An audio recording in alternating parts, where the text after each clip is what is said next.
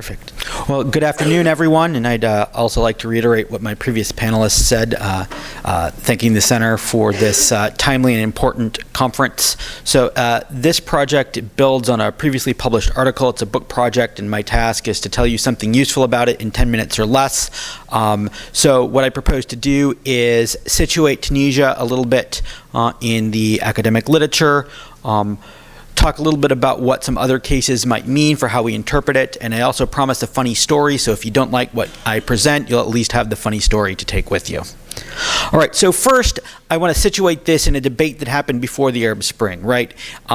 Samuel Huntington, everyone's favorite academic, represents one side of the debate, making this cultural, almost anti-Islam argument. Albert Steppen, among others, are saying there's something political that's not unique to Islam or to Arabs, but something about particular political dynamics that we see in other places where democracy doesn't work.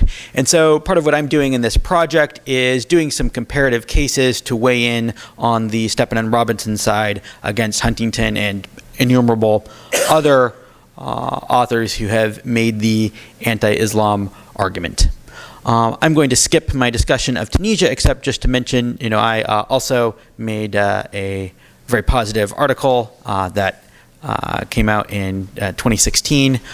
So part of the initial thinking is, why was I wrong about what I wrote? And then looking at some of the comments, right? The questions about, did the revolution accomplish work? Did it accomplish dignity?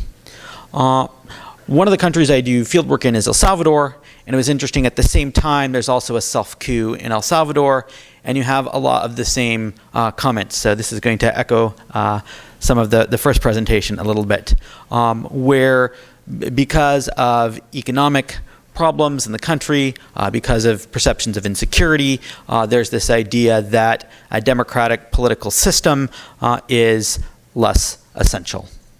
Right. And so now here's the funny story. I was in a Middle Eastern country talking to a friend, and he said, Sam, I know you believe in democracy. I'm just not so sure. I have all these problems at my mosque. No one likes our imams, and we always argue about the imam. We don't like the imam because his sermons are boring. We don't like the imam because he's not friendly. We don't like, and so always we're arguing. And whenever the imam leaves, we can't agree on the new one. And I said, well, let me tell you about the Third Baptist Church. He's like, well, you have 3 Baptist churches. And I said, no. If it's the Third Baptist Church, it's because people in the First Baptist Church didn't like each other and made a Second Baptist Church. And then the people in the Second Baptist Church also had a fight, and you have the Third Baptist Church. And all 3 Baptist churches hate each other and don't talk to each other. And he said, oh, my goodness, you Christians are impossible too. And my point is that democratic failure is often about a shared impossibility, not a culturally distinct impossibility. So that really gets into my argument. My contention is that the democratic failure in Tunisia comes from similar institutional problems in other cases of democratic regression found in other parts of the world.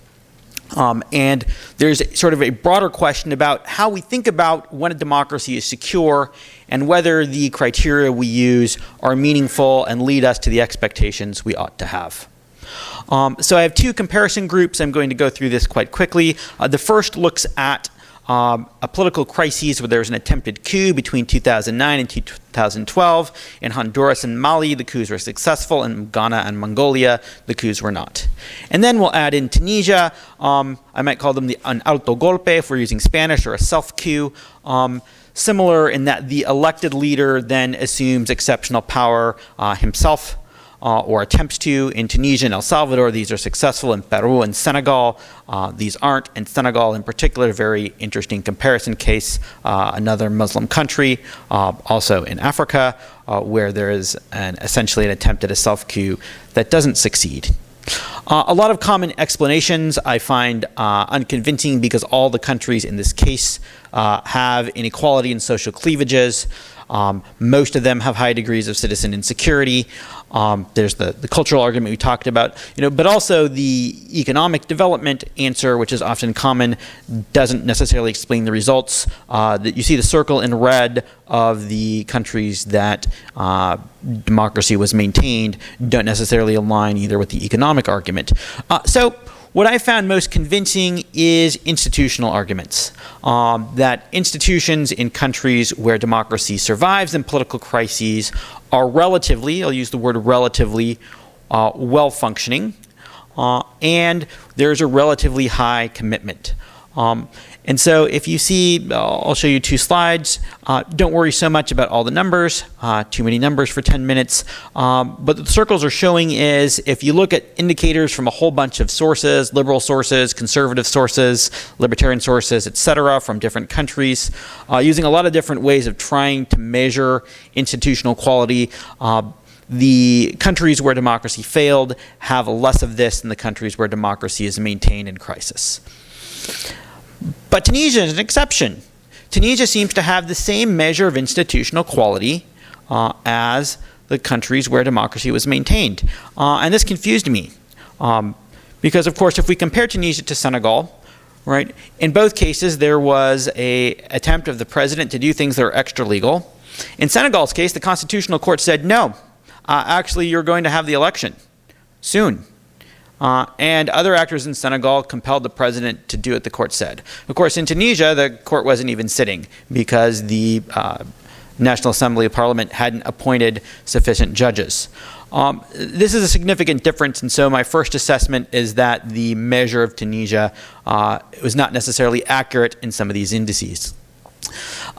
Second, certainly the case in El Salvador, there's a perception that the actors in democratic politics can't really solve the problems. And this is sort of a similar rhetoric. We've already talked about this between Kais Saied, this is Nayib Bukele. And I think this is a phenomenon that needs to be explored more. Why in some countries under crises are publics convinced that democratic actors can't solve the problems, that other countries have very similar problems and are still convinced that democratic politics provide solutions. But then the last thing is, I think, something that's interesting for us to explore. What's the role of external powers and interests? Certainly in the case of Central America, the United States is very interested in stability, in stopping the flow of migrants to the United States, of at least theoretical efforts to stop narcotics trafficking, and all sorts of administrations in the United States have been willing to work with unsavory and anti-democratic leaders who they believe will fulfill some of these strategic goals. And this is something, particularly with the EU's willingness to engage with the current Tunisian regime, something that bears in mind. Senegal has the advantage of, I think, being further from a central strategic location. In the interest of time, I think I'm going to skip this theoretical argument about democratic consolidation that I wrote when I thought I was speaking for 15 minutes. And I'll just say I think the implications for Tunisia are twofold. One is thinking about better understanding why Tunisia was one of these cases where democracy was unsuccessful when faced with crisis, but also what can we do to reinvigorate Tunisian institutions, and joining my colleague Sahar, as we look to a more positive future, what do we need not just in Tunisia, but in democracies in the Arab and Islamic world more broadly that will help inoculate them from the failures we've discussed. I'll leave it there, but I'm happy to talk at more length about any of the examples or data in the Q&A.